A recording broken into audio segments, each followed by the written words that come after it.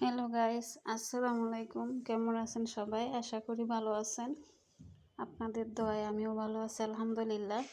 আজ আমি আপনাদেরকে চেপা শুটকি আর চিংড়ি মাছের শুটকি দিয়ে পাঁচমিশালি সবজি রান্না করে দেখাবো। এই জন্য আমি দেখুন চুলায় একটা হাঁড়ি বসিয়ে দিয়ে তেতো করা রসুন আর তেতো করা কাঁচামরিচ আর কিছু পেঁয়াজ কুচি দিয়ে দিয়েছি।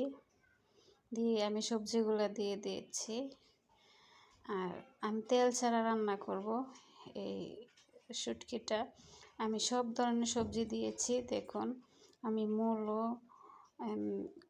কাঁচা টমেটো, বেগুন, সিম, পাতাকপি, আলু, মানে ডাঁটা, অনেক ধরনের সবজি আমি দিয়ে দিয়েছি। দিয়ে আমি সব সবজি দিয়ে একটা রান্না করে নেব, খুবই স্বাদ হয় খেতে। আর এই রান্নাটা আমি তেল ছাড়া করব। তেল ছাড়া করলেও খুব স্বাদ হয়, এক তরকারি দিয়ে ভাত খেয়ে ফেলা যাবে, এত স্বাদ হয়। আমি দিয়ে দিয়েছি মরিচের গুঁড়ো, দিয়ে দিয়েছি হলুদের গুঁড়ো, আর দিয়ে দিয়েছি ধনিয়া গুঁড়ো, দিয়ে পরিমাণ মতো লবণ দিয়ে আমি রান্নাটা করে নেব। এখন আমি চুলাটা ধরিয়ে দিয়ে আমি ঢাকনা দিয়ে ঢেকে দিয়েছি। ঢাকনাটা উঠিয়ে এখন আমি নেড়ে ছেড়ে মিশিয়ে নেব।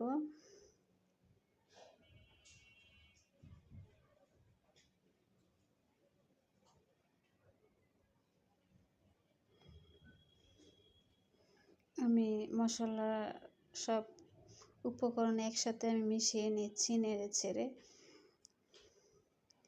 আর এই শুটকি রান্নাটা কিন্তু আসলেই খেতে খুব মজা হয়। মানে এটা গ্রাম অঞ্চলে তেল ছাড়া শুটকি এভাবে রান্না করে। এখন এই পর্যায়ে আমি চিংড়ি মাছের শুটকিগুলো দিয়ে দিয়েছি। এই শুটকিগুলো আমি গরম পানিতে ভিজিয়ে রেখে ভালো করে পরিষ্কার করে আমি দিয়ে দিয়েছি। দিয়ে আমি নেড়ে ছেড়ে মিশিয়ে নিয়ে আরেকটুখানি ঢাকনা দিয়ে ঢেকে আমি রান্নাটা করে নেব। আমি ঢাকনা দিয়ে ঢেকে রান্নাটা করে নিয়েছি। এখন আর একটু নেড়ে ছেড়ে দিয়ে এই পর্যায়ে আমি দিয়ে দেব যে চেপা শুটকিগুলা। এই যে এখানে 7-8টা চেপা শুটকি, পুঁটি মাছের চেপা শুটকি আমি দিয়ে দিয়েছি। দিয়ে ঢাকনা দিয়ে ঢেকে দিয়েছি। আমি 5-6 মিনিট পর আমি ঢাকনাটা উঠিয়ে নিয়েছি। এই দেখুন শুটকিগুলো গলে গিয়েছে একদম। এখন আমি শুটকিগুলোকে সবজির সাথে ভালো করে মিশিয়ে নেব। আর আমি একটু পানি দিয়েছিলাম, ওইটা স্কিপ হয়ে গেছে, আপনারা বুঝে নেবেন।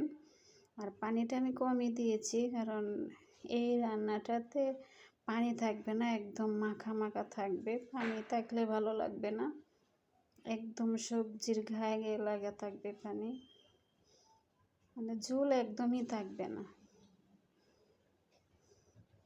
আমি ভালো করে মিশিয়ে নিচ্ছি। দেখুন আমার এই রান্নাটা কেমন হয়েছে আপনারা কমেন্টে জানাবেন। আর লাইক শেয়ার দিয়ে আমার পাশে থাকবেন প্লিজ। আপনারা যদি পাশে থাকেন তাহলে আমি এমন ভিডিও বানাতে আরও সাহস পাবো। তাই প্লিজ আপনারা আমার পাশে থাকবেন।